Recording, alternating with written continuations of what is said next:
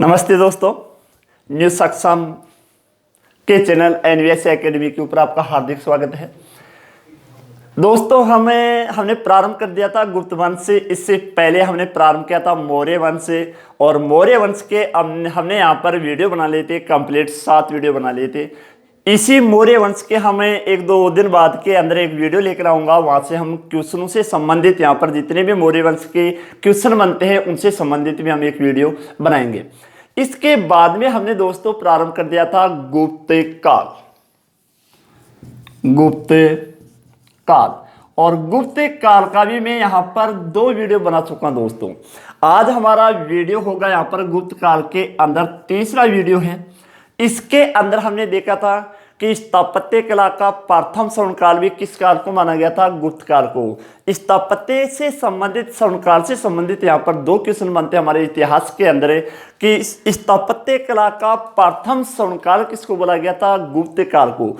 स्थापत्य कला का द्वितीय स्वर्णकाल किसको बोला गया था दोस्तों? मुगल काल को बोला गया था। अगर किसी शासक का पूछता है तो वहां पर आएगा शाहजहां के समय को स्थापत्य कला का स्वर्णकाल के नाम से जाना जाता है दोस्तों। हमने इस गुप्त काल के अंदर देखो, हमने यहाँ पर 3 राजा पढ़े थे दोस्तों। पहला राजा था हमारा श्रीगुप्त। श्रीगुप्त का शासन काल था 300 से 275 से लेकर 300 ईस्वी तक। इसके अंदर पूना ताम्रपत्र के आधार पर हम ये बता सकते हैं कि श्रीगुप्त को गुप्त काल का संस्थापक के नाम से जाना जाता है। इसके बाद में दूसरा राजा था कौन है? घटोत्कच। और इसके अंदर हमने देखा था 300 से लेकर 319 ईस्वी के अंदर हमने घटोत्कच के बारे में देखा था। घटोत्कच से संबंधित कोई क्वेश्चन हमारा यहाँ पर नहीं बनता है दोस्तों। तीसरा राजा पढ़ा था हमने चंद्रगुप्त प्रथम। चंद्रगुप्त प्रथम का शासन काल माना गया था 319 से लेकर 335 ईस्वी। यहां से 3-4 क्वेश्चन हमारे चंद्रगुप्त प्रथम से बनते हैं दोस्तों। एक तो गुप्त काल का संस्थापक कौन है? श्रीगुप्त। गुप्त वंश का वास्तविक संस्थापक किसे बोला गया था? चंद्रगुप्त प्रथम को वास्तविक संस्थापक के नाम से यहां पर जाना गया था।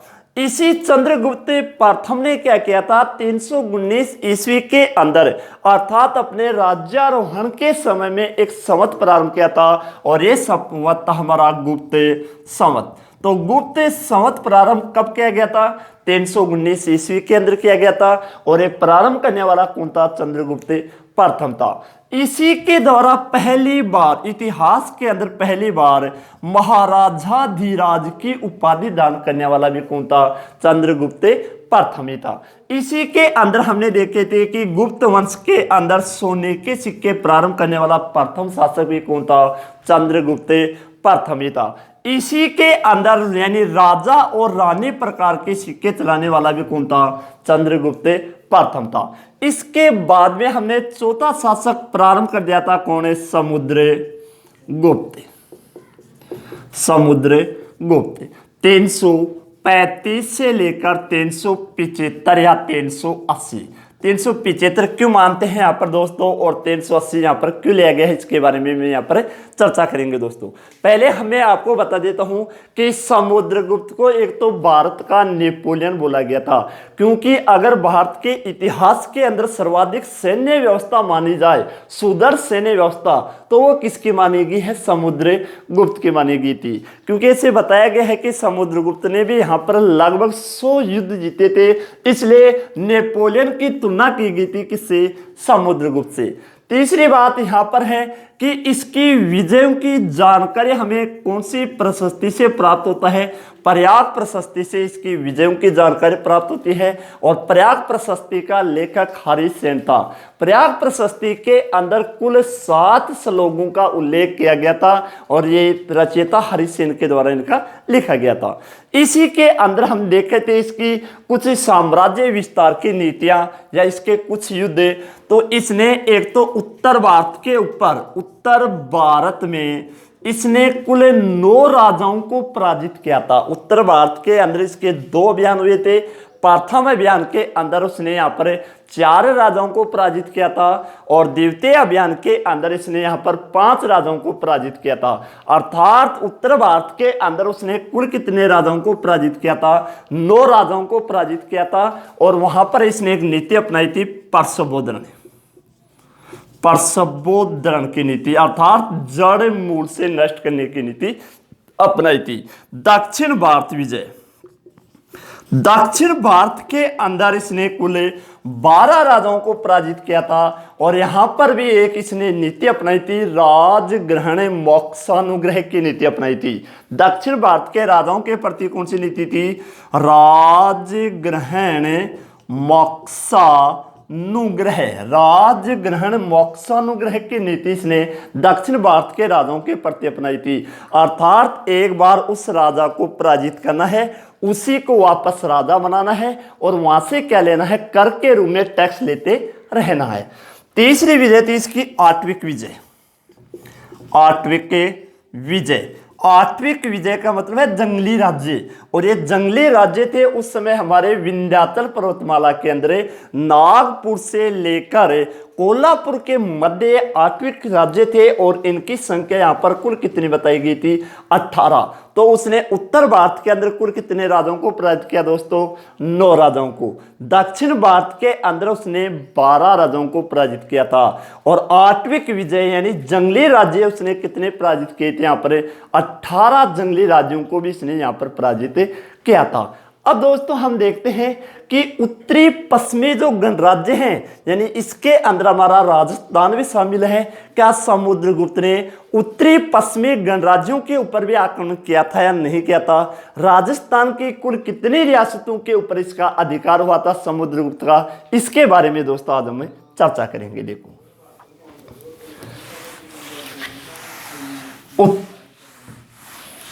पश्चिमी गणराज्य,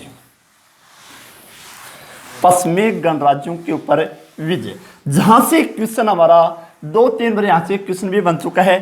पिछले हमारे जो राजस्थान पुलिस थी इसके अंदर भी यहां से क्वेश्चन था, हमारे रीट के अंदर भी यहां से क्वेश्चन एक बार यहां पर आ चुका है दोस्तों।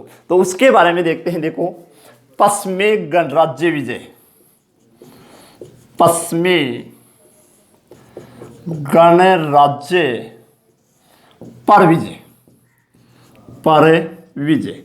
समुद्रगुप्त ने पश्चिमी राजाओं को कुल कितने राजाओं को इसने पराजित किया था? यहाँ पर 9 राजाओं को पराजित किया था, जिसमें से राजस्थान की भी 4 रियासत यहाँ पर शामिल की गई हैं।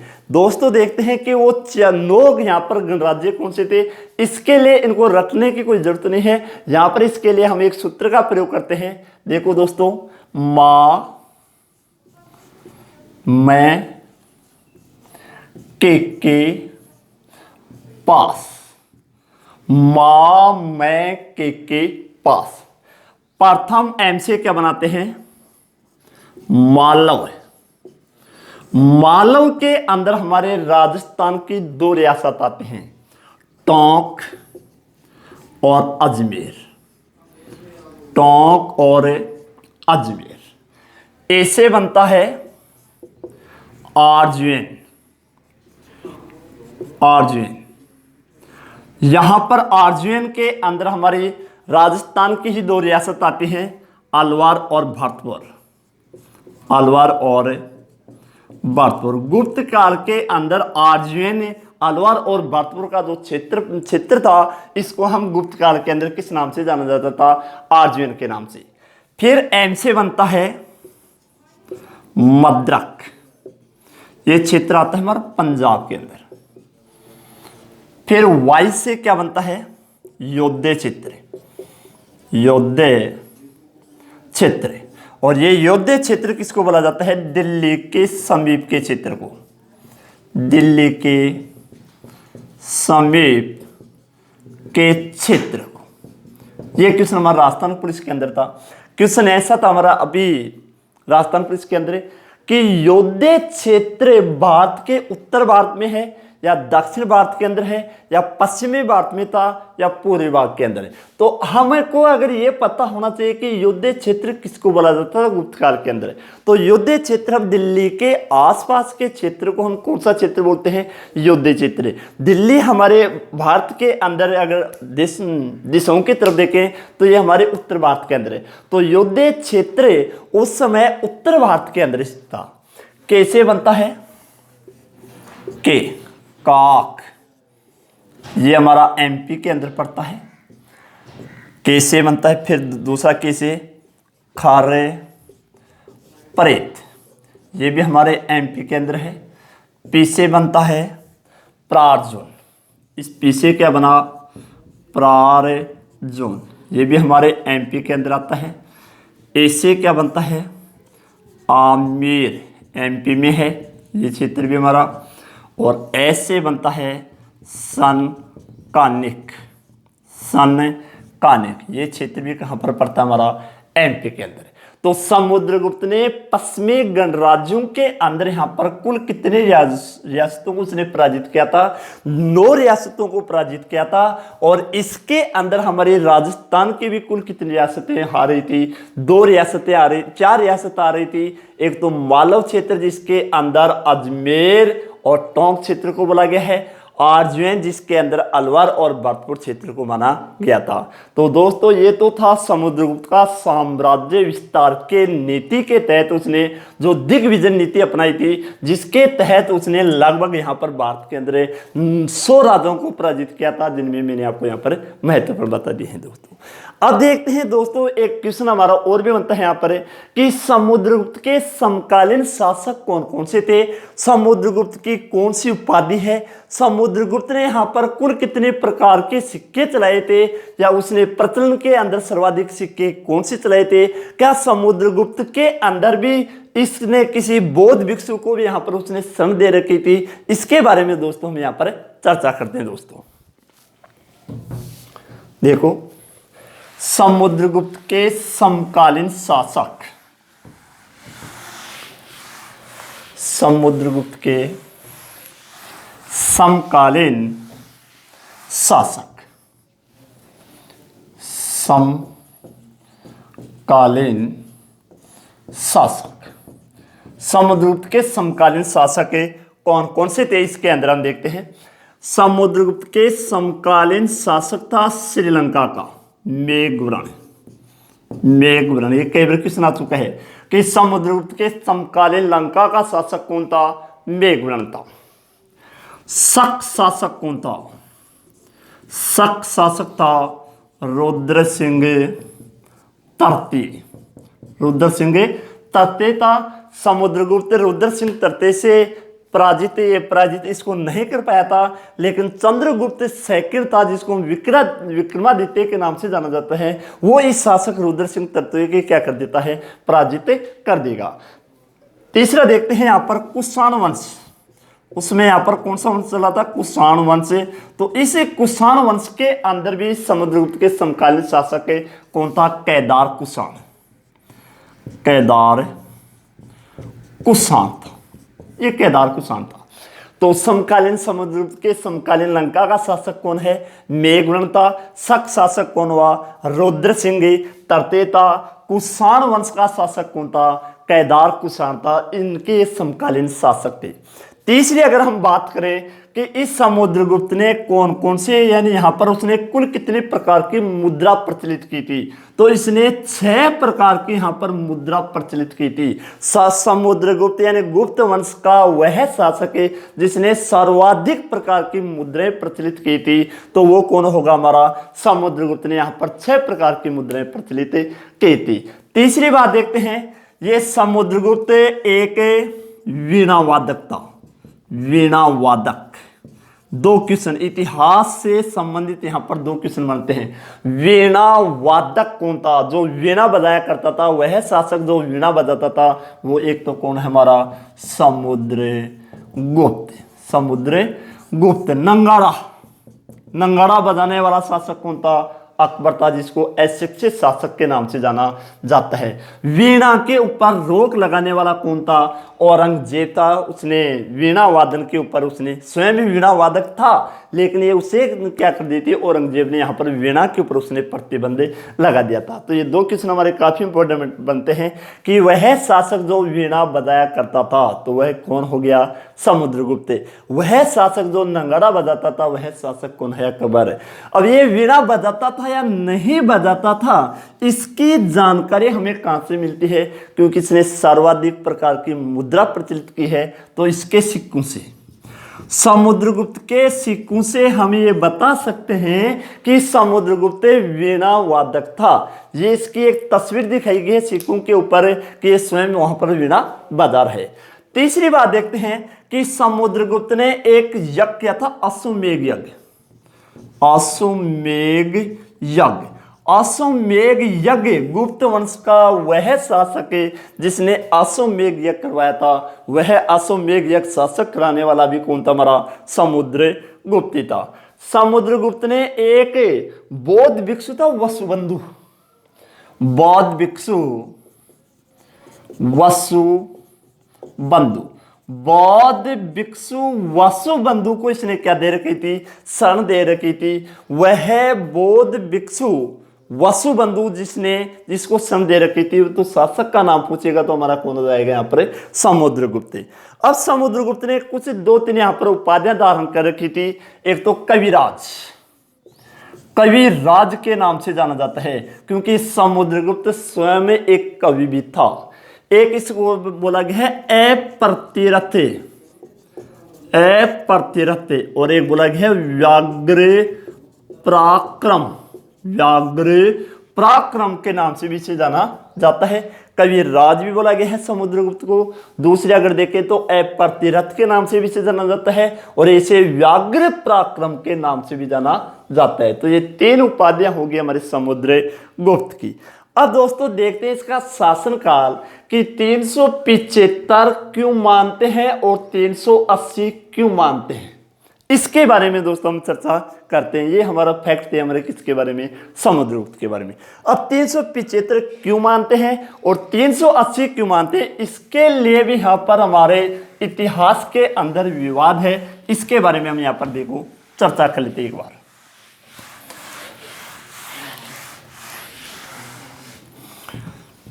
समुद्रगुप्त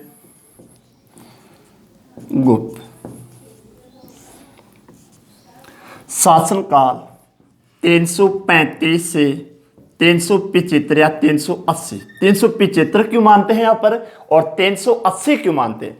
देखो समुद्रगुप्त के पुत्र थे 2, एक का नाम था रामगुप्त, बड़ा पुत्र कौन था, रामगुप्त, छोटा पुत्र चंद्रगुप्त। चंद्रगुप्त जिसको विक्रमादित्य इसकी उपाधि का नाम है, ये चंद्रगुप्त सेकंड था। 375 के अंदर समुद्रगुप्त की हो जाती है मृत्यु। अब बड़ा लड़का यहां पर क्या बनेगा, रामगुप्त यहां पर शासक बनेगा। रामगुप्त एक कायर शासक था, इसलिए गुप्त अभिलेखों के अंदर, गुप्त जो वंशावली है इसके अंदर रामगुप्त का कहीं पर भी उल्लेख नहीं किया गया है। गुप्त अभिलेखों में रामगुप्त का उल्लेख नहीं किया गया।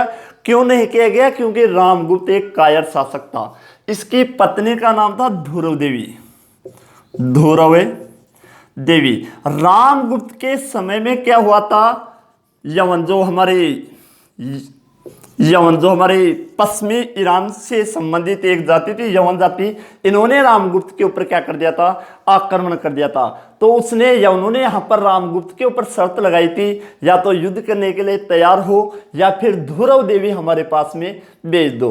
तो रामगुप्त ने क्या किया था, ध्रुव देवी का सौदा करने के लिए तैयार हो जाता है। लेकिन ध्रुव देवी कहाँ पर चली जाती है, चंद्रगुप्त सेकंड के पास में चली जाती है। और चंद्रगुप्त सेकंड ध्रुव देवी के वेश में कहाँ पर पहुंच जाता है, यवनों के पास में पहुंच जाता है। और यवनों का ये चंद्रगुप्त सेकंड नाश कर देता है। बाद में इसको रामगुप्त को भी क्या कर देता है, समाप्त कर देता है। और ध्रुव देवी के साथ में चंद्रगुप्त सेकंड ने क्या किया था, विवाह किया था। इसलिए गुप्त अभिलेखों के अंदर इस रामगुप्त का कहीं पर भी उल्लेख नहीं किया गया। लेकिन इसका उल्लेख